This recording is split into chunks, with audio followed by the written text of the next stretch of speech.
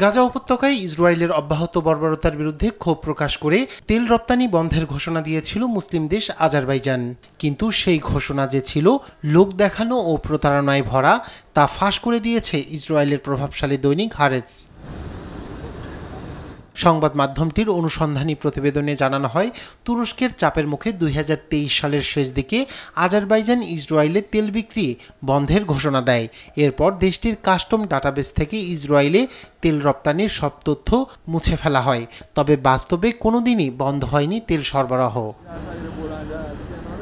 এ বিষয়টি নিশ্চিত করেন একজন ইসরায়েলি কর্মকর্তাও। তিনি হারেটসকে জানান, আজারবাইজানিদের থেকে জ্বালানি ও কৌশলগত সম্পর্ক পূর্বের মতোই অব্যাহত থাকারও আশ্বাস পেয়েছে তারা। হারেটসের তথ্য মতে 2023 সালে ইসরায়েলে আমদানি করা মোট তেলের 30% এসেছে আজারবাইজান থেকে। এই নির্ভরতা এখনও গোপনে বজায় রয়েছে। 2023 সালের মে মাসে গাজায় ইসরায়েলি নৃশংসতা ও ত্রাণবাহী তুর্কি উড়োজাহাজকে গন্তব্যে না পৌঁছাতে দেওয়ায় ক্ষুব্ধ হয়ে ইসরায়েলের সঙ্গে সব ধরনের বাণিজ্যিক সম্পর্কের ছিন্নের ঘোষণা দিয়েছিল তুরস্ক।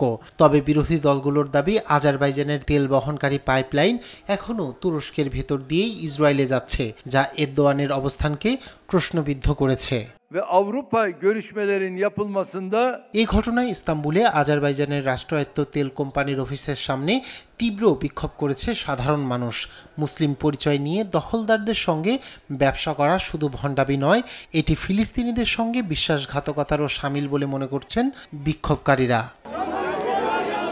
রায়হান কবি শুভ্র, নিউজ ডেস্ক, দেশ টিভি।